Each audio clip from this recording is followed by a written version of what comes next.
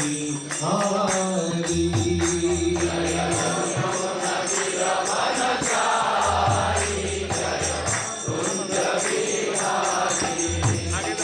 Jai Yamuna तीरवनचारी Jai Kunj Bihari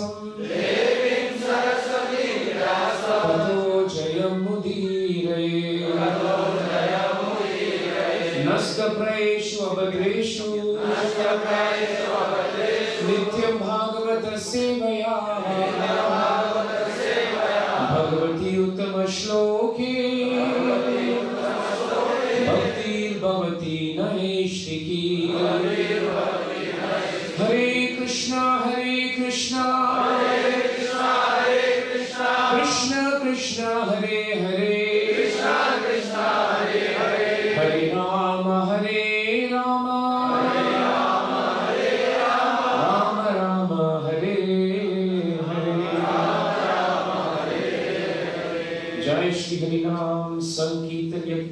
Grantara Srimad Bhagbatam ki. We welcome all devotees today for the first Bhagavatam class of the year. And we will take a verse from the 3rd canto, 2nd chapter, 15th verse, 3 to 15. So I will just chant it. Swashanta Rupeshu Itarai Swarupe Abhyardhanamaneshu Anukampitatma Paravaresho Mahadam Sayukto Yajo Pijato Bhagavan Yatapnihi Swashanta Rupeshu Itarai Swarupe Abhyadhyamaneshu Anukampitatma Paravaresho Mahadam Sayukto Yajo Pijato Bhagavan Yatapnihi Swashanta Rupeshu Itarai Swarupe Abhyadamaneshu Anukampitatma Paravaresho Mahadam Sayukto Yajo Pijato Bhagavan Yatapnihi. Can we have a Prabhu maybe to chant?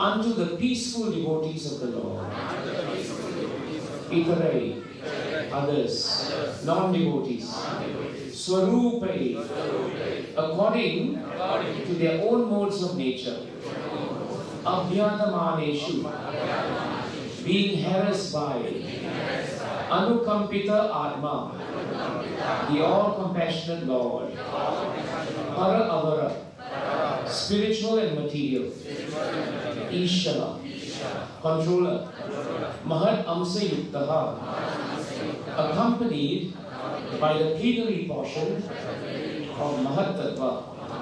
He, certainly, Ajaha, the unborn, Api, although, Jataha, is born, Bhagavan, the personality of Godhead, Yatha, as if, Agnihi, the fire.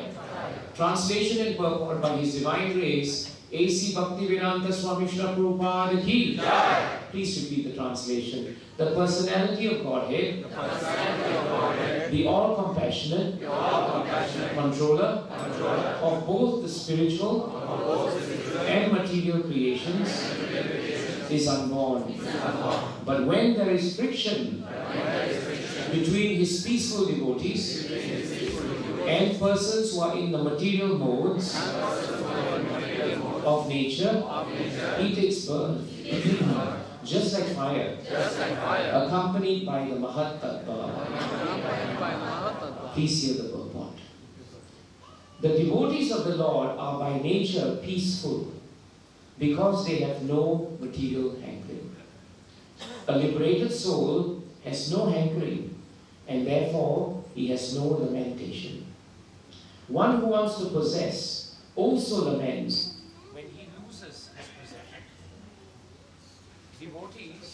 No charge. Just hold on. Our mics have been working overtime since yesterday. Sorry.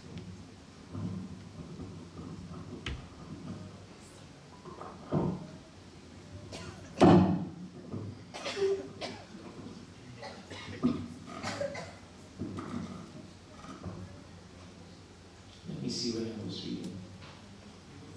The devotees, I'll read it again. The devotees of the Lord are by nature peaceful because they have no material hankering. A liberated soul has no hankering and therefore he has no lamentation. One who wants to possess also laments when he loses his possessions. Devotees have no hankerings for material possessions and no hankerings for spiritual salvation. They are situated in the transcendental loving service of the Lord as a matter of duty. And they do not mind where they are or how they have to act. Karmis, jnanis and yogis all hanker to possess some material or spiritual assets. Karmis want material possessions, jnanis and yogis want spiritual possessions, but devotees do not want any material or spiritual assets. They want only to serve the Lord anywhere in the material or spiritual worlds that the Lord desires. And the Lord is always specifically compassionate towards such devotees. The karmis, jnanis and yogis have their particular mentalities in the modes of nature. And therefore they are called itara or non-devotees. These itaras, including even the yogis, sometimes harass the devotees of the Lord. Durvasa Muni, a great yogi, harassed Maharaj Ambarish because the latter was a great devotee of the Lord. And the great Karmi and Jnani Hiranyakashipu even harassed his own Vaishnava son Prahlad Maharaj. There are many instances of such harassment of the peaceful devotees of the Lord by the itaras. When such friction takes place, the Lord, out of his great compassion towards his pure devotees, appears in person, accompanied by his plenary portions, controlling the Mahat-tattva. The Lord is everywhere, in both material and spiritual domains, and he appears for the sake of his devotees when there is friction between his devotee and the non-devotee. As electricity is generated by friction of matter anywhere and everywhere, the Lord, being all-pervading, appears because of the friction of devotees and non-devotees. When Lord Krishna appears on a mission, all his plenary portions accompany him. When he appeared as the son of Vasudeva, there were differences of opinion about his incarnation. Some said he is the Supreme Personality of Godhead. Some said he is an incarnation of Narayana. And others said he is the incarnation of Kshirodakashari Vishnu. But actually, he is the original personality, Supreme Personality of Godhead. Krishna's two, Bhagavan Swayam. And Narayana, the Purushas, and all other incarnations accompany him to function as different parts of his pastimes. Mahat Amsha indicates that he is accompanied by the Purushas who create the Mahat-tattva. It is confirmed in the Vedic hymns, Mahantam Vibhum Atmanam. Lord Krishna appeared just like electricity when there was friction between Kamsa and Vasudeva and Ugrasena. Vasudeva and Ugrasena were the Lord's devotees, and Kamsa, a representative of the Karmis and Jnanis, was a non-devotee. Krishna, as he is compared to the sun. He first appeared from the ocean of the womb of Devaki, and gradually he satisfied the inhabitants of the places surrounding Mathura, just as the sun enlivens the lotus flower in the morning. After gradually rising to the meridian of Dwarka, the Lord set like the sun, placing everything in darkness, as described by Uddhava. Om Ajnana Timirandasya Jnananjana Shalakaya Chakshurmilitam Yena Tasmai Shri Guruve Namaha Sri Chaitanya Mano Vishtam Sthapitam Yena Bhutale Swayam Rupa Kadamayyam Kadati Swapadantikam Vandeham Shri Guru Shri Yuta Shri Guru Vaishnavanscha Shri Rupam Sagrajatam Sahagana Raghunatham Vitamtam Sajivam Savaitam Savadutam Varijana Sahitam Krishna Chaitanya Devam Shri Radha Krishna Padan Sahagana Lalita Shri Vishakhanvitamscha He Krishna Karuna Sindhu Neelavando Jagatpate Gopesha Gopika Kanta Radha Kanta Namostute Tapta Kanchana Gaurage Radhe Vrindavaneshwari Rishabhanu Sute Devi Pranamami Hari Priye Vancha Kalpatarubhyascha Kripa Sindhubhya Evacha Patitanam Pavanebhyo Vaishnavebhyo Namo Namaha Jai Shri Krishna Chaitanya Prabhu Nityananda Shri Advaita Gadadhara Srivasadi Gaura Bhakta Vrinda Hare Krishna Krishna Krishna Hare Hare Hare Rama Rama Rama Hare Hare. Jai Grantaraj Srimad Bhagbatam ki Jai. So we've come to the most challenging part of the morning, and this is how do we stay awake. We've been up the whole night, up to midnight, and then some of us slept, some of us did not. And then we came for Mangala Arati, and then after that we chanted our rounds, we did Guru Puja, we took darshan, and now we are seated. And sitting is always dangerous, especially when we are very tired, right? So I'm going to try and make this as concise as possible. Otherwise, it is going to be a perfect cure for insomnia. Bhakti Chaitanya Maharaj told us this actually on one of his, when he came to Singapore many years ago, early 2000s. He said Srimad Bhagbatam is the best cure for insomnia. Because Srimad Bhagbatam is so soothing that the living entity goes to sleep. So that's the challenge we have. This verse is coming from a very important set of verses that Uddhava is speaking. And Uddhava is now being reminded of the separation from Krishna because Krishna has already left this world. So he's remembering all the pastimes of the Lord in this manner. The one phrase of the verse that is very important in this particular verse and relevant to us starting the year is actually the phrase Swashanta Rupeshu. Swashanta Rupeshu means peaceful devotees. One of the great qualities of a devotee is the devotee must be peaceful. Very important. If the devotee cannot be peaceful, actually it is an oxymoron. Because you cannot call yourself troubled and be a devotee.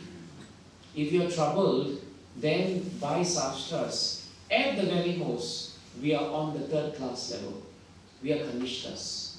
Because we are constantly troubled by our mind, and therefore we are not making progress in Krishna consciousness. So we should be clear that the hallmark of a devotee is that a devotee is peaceful. In the first part of the purport, Srila Prabhupada describes and takes pains to describe the quality of a devotee. And he says that the devotee is always peaceful. Now, when a devotee is peaceful, Bhagavatam tells us how to become peaceful is very important. Prabhupada writes in the purport that we can only become peaceful when there is no material hankerings in our hearts. The less material hankering, the more peaceful. The more we hanker, the less peaceful we are. This is a very important point. What does material hankering mean? It means I want this, I want that, I want that, I want this.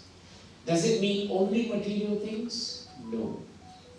We may have given up so many material hankerings, but sometimes when we come to devotional service, we carry the material baggage into our spiritual life. Then what happens is, we hanker, but we hanker for name, we hanker for fame, we hanker for puja, we hanker for pratishta, we hanker for adoration. And not only do we hanker for these things, we also have expectations. So if you want to be peaceful, you must also be able to understand how much expectations we have in our hearts. How much expectations do we carry in our hearts? Do we expect people to be nice to us? We harass people, but we expect others to be very peaceful with us. We expect one standard for ourselves, but we expect another standard for others. So this expectation cannot make us peaceful. And if we are always expecting, then we are always hankering. So this point that Prabhupada puts forward to us is the most important message for us for this year. That if we are devotee, devotee means we must behave in a peaceful manner. How do you know if someone is peaceful? The person doesn't expect anything. If it is there, good. If it's not there, it's all right. This expectation and peacefulness cannot only be when you come to Gauranga Center. When we come to Gauranga Center, it is natural that we are peaceful. Because the whole world is watching us. Even if you are not a peaceful devotee, you will make sure that everyone thinks you are peaceful. Because our expectation and our reputation is very important. So we will not show our tempers here. We will not show our anger. We will not show our other qualities. So Gauranga Center, it's very important to be peaceful. But the real test of peace is in our daily lives. In the four corners of our walls is how we behave to our family members, our loved ones, our colleagues, and the devotees, as well as all living entities. Sometimes devotees are very nice to devotees, very peaceful, but to the outside world, we are like demons. We are really like demons. We don't behave ourselves. And we don't realize that Krishna is in the heart of all living entities. The most basic thing in Bhagavad Gita has actually skipped us. So therefore Prabhupada says, if we keep asking for things, then what happens is we will keep hankering. The second point Prabhupada brings up is, where there is hankering, there will be lamentation. You see it, right? The moment we want something, we have a desire to possess it, we cannot get it, and we lament. So, lamentation is the direct opposite of being peaceful.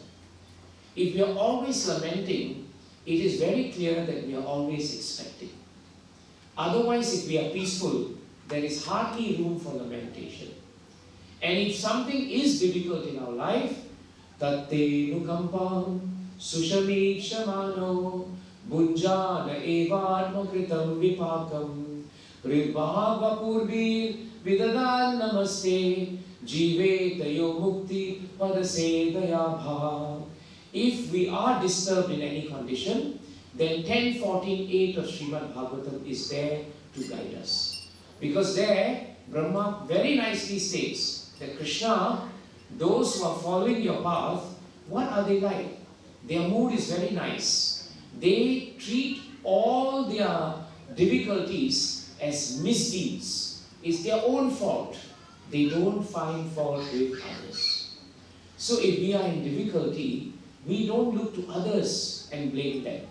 The moment you blame others, you lament. The moment you blame others, you harass. And the moment you blame others, you cannot be peaceful. That is why in Bhagavatam, all devotees accept everything. No devotee expects anything. You see the point? The moment we expect, we are at third class level, Kanishta level.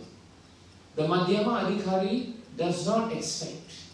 He accepts everything. This is the way we can test our devotional service.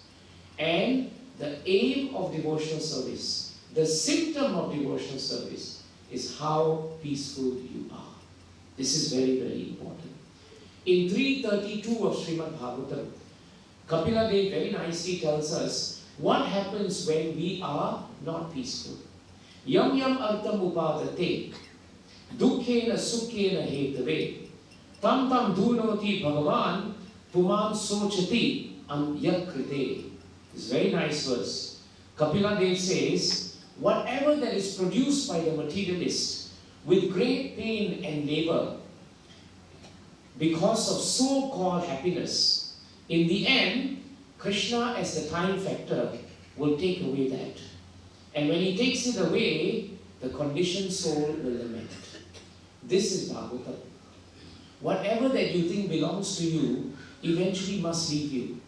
Therefore, Prabhus and Matajis, it doesn't belong to you. This is very important. Sometimes we think that service belongs to us. And we think this is my service, this is my service, this is my service. And if someone were to take the service, we become disturbed. We are not peaceful. But actually, Srila Prabhupada says, service is meant for everyone. And there's enough service for everybody to share and share alike. So this is also a very important part of it. The second point that we must remember is in the verse just before that, 331 of Srimad Bhagbatam. 330, first verse. Tasya tasya jano nunam nayam udaro vikramam veduro vikramam kalyamano api balino vayur iva ganavalihi. This is a very beautiful verse. Kapila Dev tells us, just like the mass of clouds do not know the powerful influence of the wind, in the same way, a person who is engaged in material consciousness, he does not know how the powerful strength of the time factor will carry everything away from him. You see the point? Just like the winds can blow the clouds very quickly, in the same way, Krishna as time factor can take away everything from us. So if we want to be peaceful, we should understand that time will change everything. And we will never be the same. We will always deteriorate in this material world. Therefore, if you do not become peaceful now, it is very difficult to become peaceful as you grow old. Because your body will not give you less trouble. Your mind will not give you less trouble. It will continue to increase its problems. The other point that's very important is this. When we have a desire to control and when we have a desire to possess, when we lose that possession, which is very, very precious to us, then what happens? We lament. And when we lament, it doesn't matter what is there or whether it is important. We are consumed by lamentation. Chitraketu Maharaj was consumed by the loss of his son, and he could not understand that his son was not his. Yes, we think that our family is ours, but even our family is not ours. We don't belong to them, and they don't belong to us. Frankly speaking, the root of all these problems of not being peaceful is a lack of self-satisfaction. That is what Bhagavatam concludes. Bhagavatam says, if you're looking for satisfaction outside, always, then you cannot become peaceful. Supposing you come to Gauranga Center, and you're expecting that the devotees must make you peaceful. Then one devotee is troubled, and you expect the devotee to be nice to you, but the devotee is not nice. It's not the devotee's fault. You are looking for external satisfaction. Husbands look for satisfaction from wives. Wives look for satisfaction from husbands. But in this material world, nobody can satisfy anybody. Because our standards are very high, isn't it? And our expectations are very much. We think others should not put expectations on us, but we have very high expectations on others. This is the difficulty of material life. So in the 7th canto, 15th chapter, in the 7, 15, 16 of Srimad Bhagbatam, very nicely, Narada Muni is advising Yudhishthira Maharaj. And he gives a very nice point. Santushtasya nirtasya Swatmaramasya yat sukham Kutastat kamalobhena Bhavato altahaya dishaha. When you're chanting the verses, it's a good way to stay awake also. So I think this is good exercise. Krishna says, Narada Muni says something very nice. He says, one who is content and satisfied and who links his activities with the Supreme Personality of Godhead, who is in everyone's heart, that person will enjoy transcendental happiness without endeavoring for his livelihood. What a nice point. If we want to become transcendently happy, the secret is in 7, 15, 16. And what does Narada Muni say? Become content and satisfied and link up all your activities with Krishna. If you do it, you will become transcendently happy. In other words, before you speak to a devotee, you think if how you speak will please Krishna. Before you shout at someone and lose your temper, you think, does this please Krishna? Before you harass someone and say hurtful things to others, you think, does this please Krishna? Please think if this will please your spiritual master. Please think if this will please Srila Prabhupada. This is what it means. If we behave that way, we will become transcendently happy. The second part of the verse, Narada Muni says very nicely, where is such happiness for the materialist? Why? Because that materialist is impelled by lust and greed. And when we have lust and greed in our heart, we will wander in all directions, trying to accumulate some kind of wealth. It may not be money, but it may be name, it may be fame. Sometimes people come to congregations because they want something, material. If they don't get it, they leave. That is not devotional service. That means we are not peaceful. The very nice solution is then given by Narada in 7:15-17. And this verse is so nice because it is very easy to remember. Very easy to remember. Sada santushta manasaha sarva sivamaya dishaha sankara kantaka dibhyo yato panat pada shivam. Narada Muni says, if a person has suitable shoes on his feet, if your shoes are suitable, or slippers, if you have them on your feet, then what is the advantage? There is no danger. Even if you walk on pebbles, or thorns, or anything which is sharp, you will not feel it, isn't it? So what is this shoe? What is this slipper? In other words, if you by nature are self-satisfied, then everything is auspicious. There is no need to feel bad about something happening because you're self-satisfied. Whether people treat you well, whether people don't treat you well, you understand the situation. Because your happiness is not dependent on the next person. This is very important. That's why Srila Prabhupada said, devotional service will make us self-sufficient. In the end, no matter how much sadhu sangha you have, do you not realize that at the point of our death, only you are going to die? Isn't it true? You are surrounded by devotees. They are chanting Hare Krishna, Krishna Krishna, Hare Hare, Hare Rama, Rama Hare Hare. But after they chant, who is going to die? You only are going to die. It's not that they are chanting and then when you die, they all die with you. No. If they may not come if they know that. They may stay away actually. They are coming to make sure you die nicely.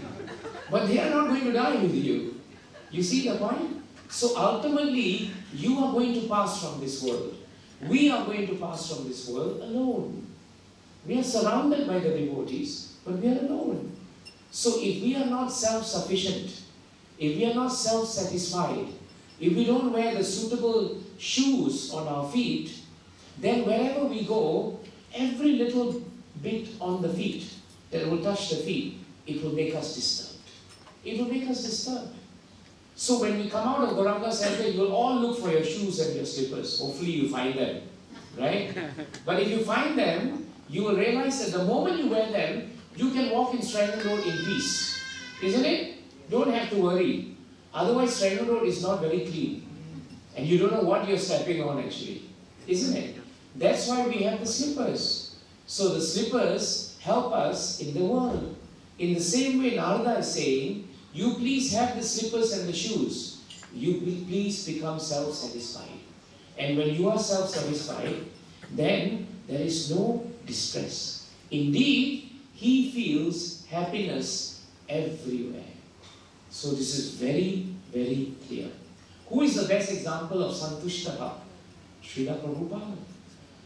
When Srila Prabhupada was building Krishna consciousness, he had nothing. He was put in the most difficult of situations. He distributed Back to Godhead magazine in the burning heat of Delhi summer. One time, there was a cow or a bull, and as Srila Prabhupada was passing by, the cow or the bull gored him actually. But despite all the pain he had, next day he was distributing Back to Godhead. He went from house to house to house, and he would give each person, dear sir, please take this magazine. Please read about spiritual life.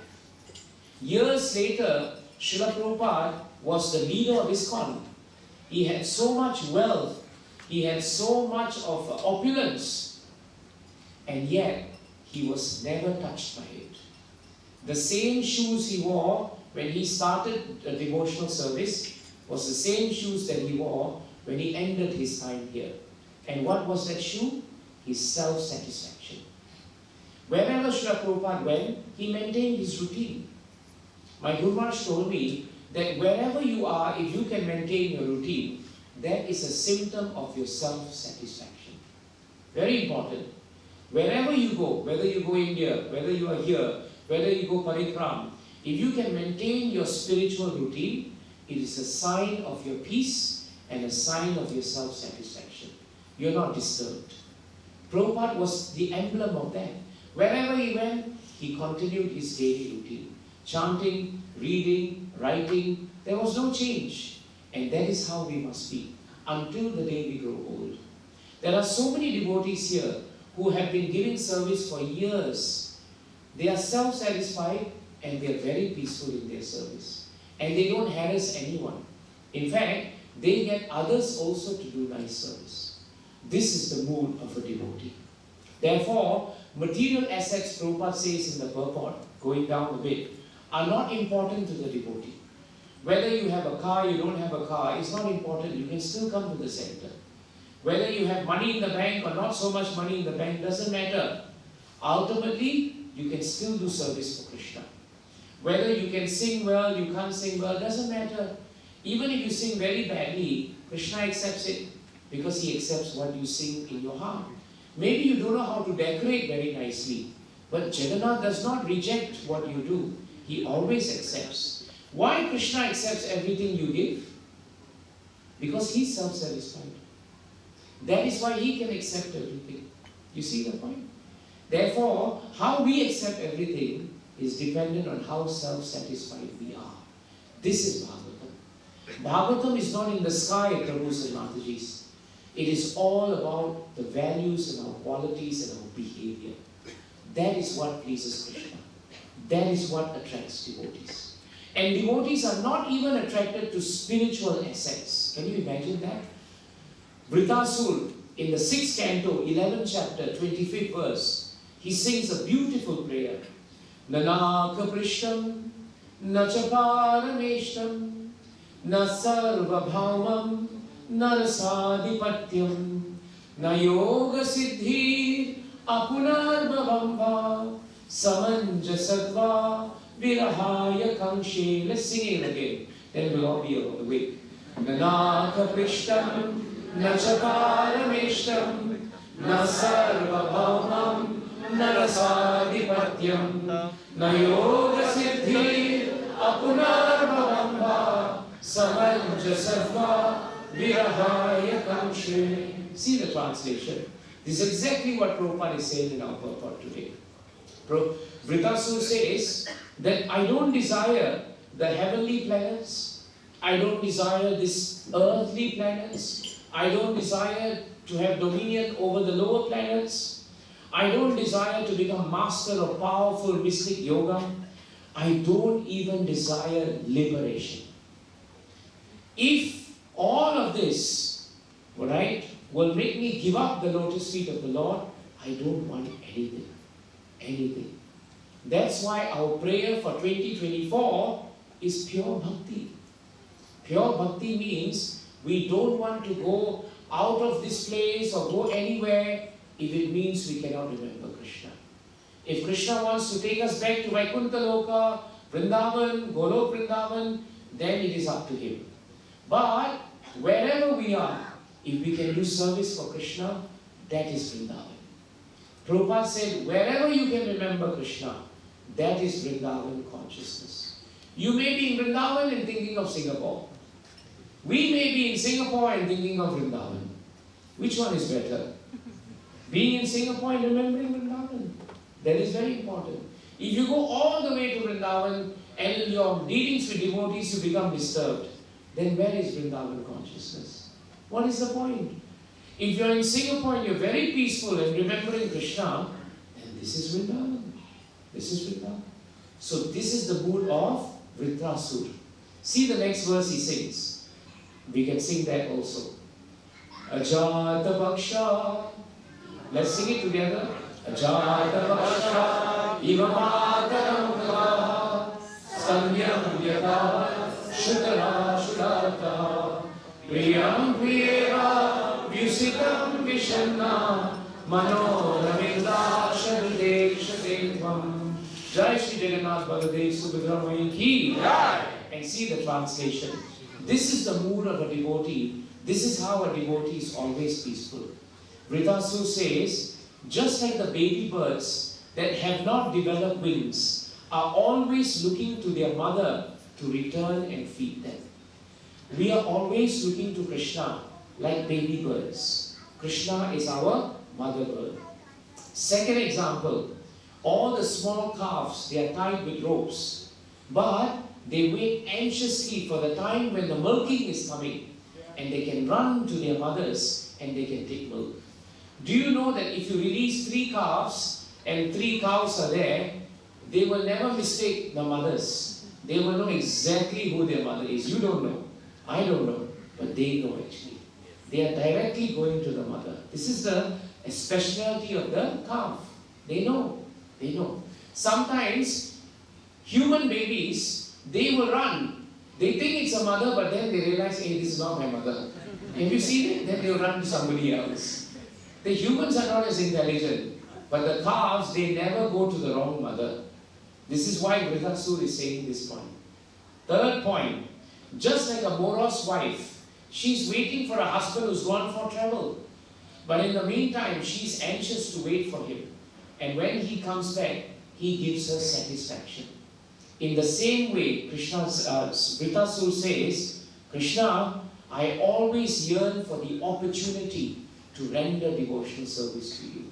This yearning is not dissatisfaction. Please remember that. This yearning brings great satisfaction because we are always anxious to serve Krishna. In material world, anxiety means disturbance. In the spiritual world, anxiety to remember Krishna and serve Him brings happiness. The materialists cannot understand it. Hiranyakashipu could not understand it. But Vritrasur could understand it. Even Indra in the past time, even though he was a devotee, but he was always hankering for material things. Indra wanted Swarga. Indra wants Swarga. Vritrasur said, you can keep your Swarga Loka. I just want to remember Krishna. He told Indra, you will just chop my head away and I will die. But in dying, I will remember Krishna and I will go back to him. And Indra will stay back, but he will never be able to enjoy Swarga Loka because he will always be disturbed.